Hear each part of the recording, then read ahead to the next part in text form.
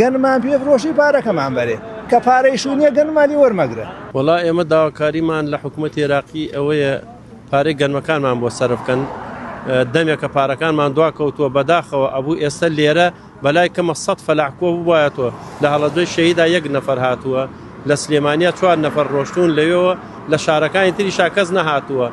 ئەم جوتیارانش کە لێرن جوتیاری سەیسایەقن، من سوپاسی خەڵکی دەبەری پشدەر و ڕانەیەکەم کە ئەوان 33 کەسیان لێەوە ڕۆشتون چوونەتە خوارەوە بۆ بەغا، ئەوانە شتێکی باشە بوو. ئێمە هەمومان بچوونە لە بەردەست وەزارەتی بازرگانی عێراقیە داوای مافی خۆمانمان کردایە. ئێمە تا زۆر بین لەوێ داواکاریەکانمان زیاترە چێتە پێشەوە، بەڵام بەداخەوە گلەیم هەیە لە جوتیارانی کەلاریش بە تایبەتی 1 جوتیاری کەلارمان لەگەڵای ئەم قەزا گەورەکە و هەموو گەرمەی وەرگتۆ سالوێ کەلار. ئێمە ئەچین داوای پارەکانمانەکەن، داوای مافەکانی خۆمانەکەین. 8 مانگە پارەی گەرم دواکەوتۆ نایانداینێتێ، پارە نییە سەمادی پێ بکڕین، پارە نییە پارەی جوود بدەین، پارەی تۆمان نەداوە. آخر معنای نییە 8 مانگ تۆ پارە وەرنەگری. مۆزەفی کوردستان نەتوانێت 4 مانگ تەحمل بکات بێموچە.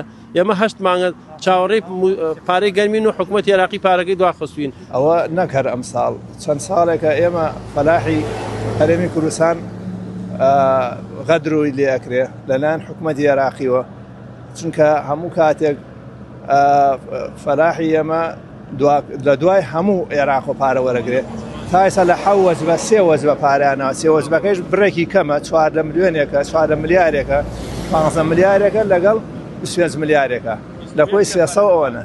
بەڕاستی ئێمە غەدرە لە ئێمە کرێ. حکوومەتی عێراقی 7 وەزبەی وەرگرتووە، ئێمە 3 وەزبان وەرگرتووە.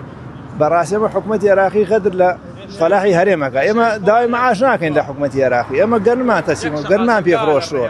خۆیمە نەماتۆ کاکە وەکو ئەو هەموو مەعاشمان پێ بدەن، گەنممان پێفرۆشی پارەکەمان بەرێ کە پارەی شوونیە گەنمانی وەرمەگرە. بەڕاستی یعنی ئەمە غەدرێکە ئەکرێ لە ئێمە. ئەم هەموو پارە لە عێراقا هەیە، هەرچی دەواازە سنوورێ دەهاتی ناوخۆ دەواازەکانی عێراق، ئەم هەموو نەوتە ئەم هەموو سەروەتە لە عێراقا هەیە.